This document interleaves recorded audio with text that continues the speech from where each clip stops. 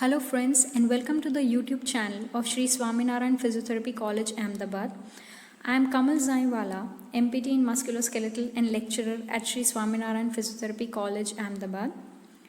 We'll be studying concavo-convex rule today, but before we start with the presentation, I'd like all the viewers to kindly subscribe to our YouTube channel for regular updates and videos. Let us first start with why do we need to study the convex-concave rule.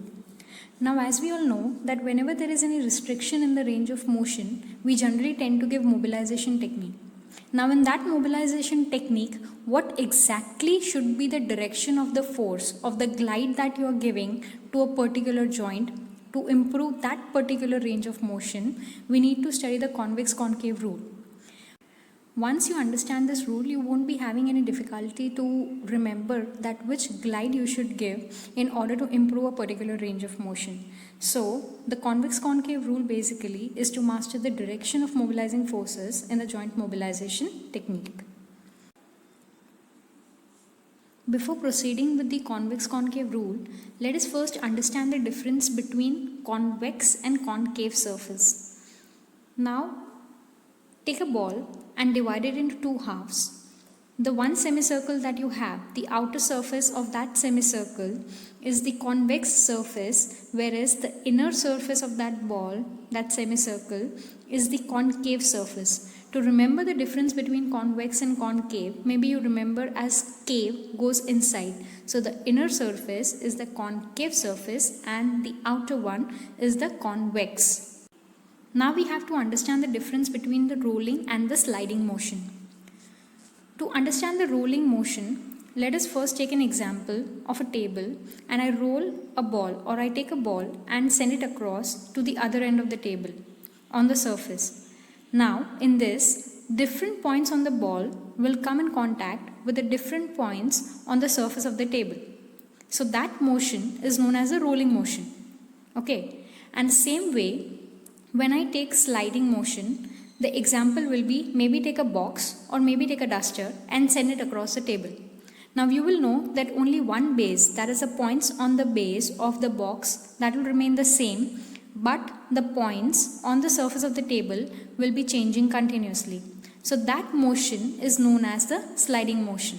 So the same point on the surface of the box come in contact with the different points on the surface of the table.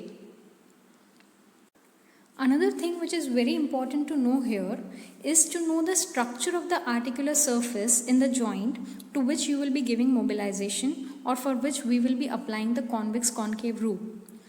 Here in this photograph, as you can see, it is a picture of the knee joint.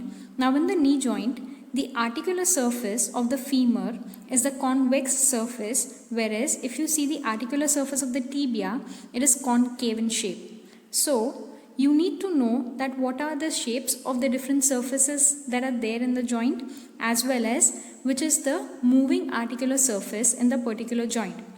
For example, if we take the example of a knee joint and we take an example of the open chain motion, then in open chain motion, the moving component of the knee joint or the moving articulating surface of the knee joint will be that of the tibia. So it will be concave in shape.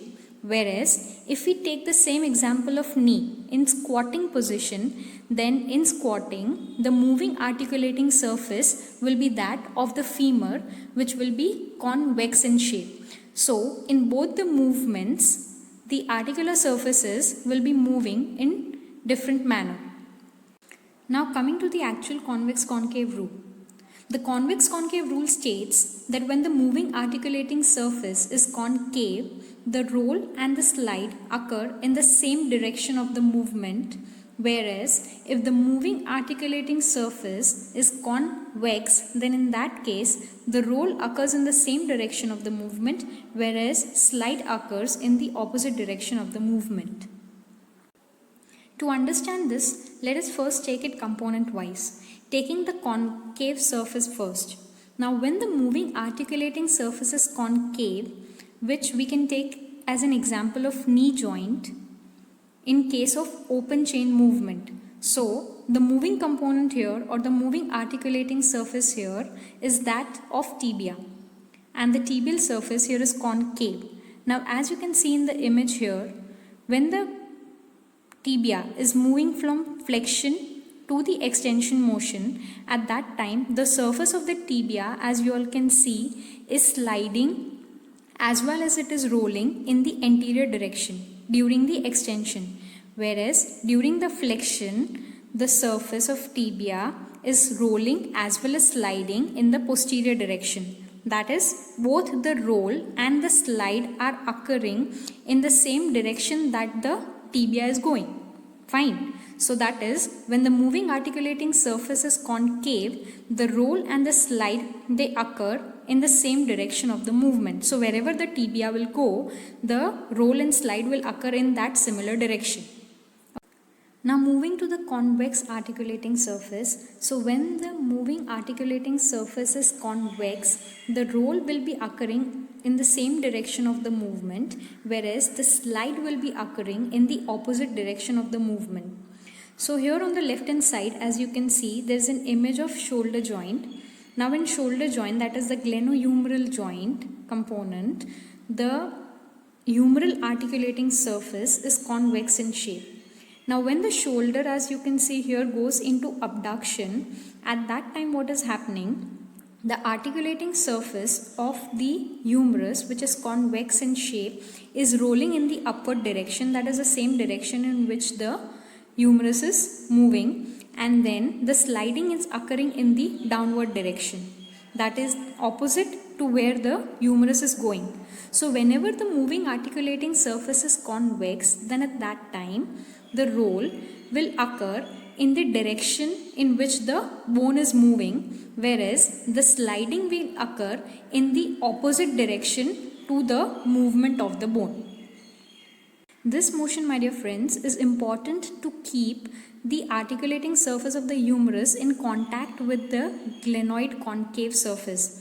Now imagine if there would be no sliding of the humeral head in the downward direction and there would be only rolling of the bone or the articulating surface in the upward direction, it would start losing its contact with the concave surface of the glenoid fossa. So that is why it is important to slide in the opposite direction in order to keep the continuous contact with the concave surface of that particular, of the opposite articulating surface. So in the moving articulating surface, which is convex, the roll will be in the same direction of the movement, whereas the slide will be in the opposite direction of that particular movement. So dear friends, I hope the convex concave rule is quite clear to you all. Now coming to the application part of the convex concave rule, your direction of the glide that you will be giving in the mobilization technique will be in the direction in which the articular surface will be sliding.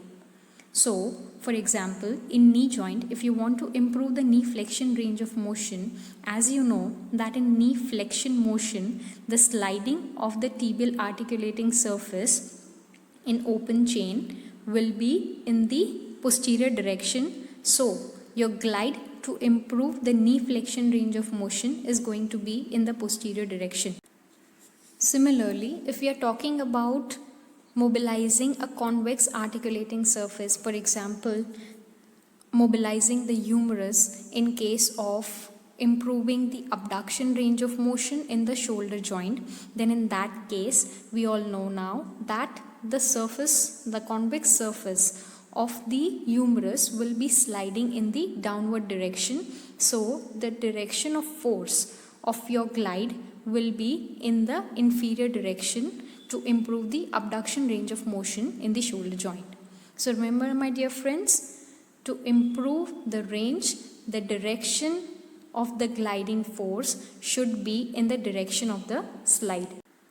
These are my references. I have taken the references of Carolyn Kistner and Cynthia Hawkins. Thank you everyone for listening to the video, and to get regular updates, kindly like and subscribe our YouTube channel.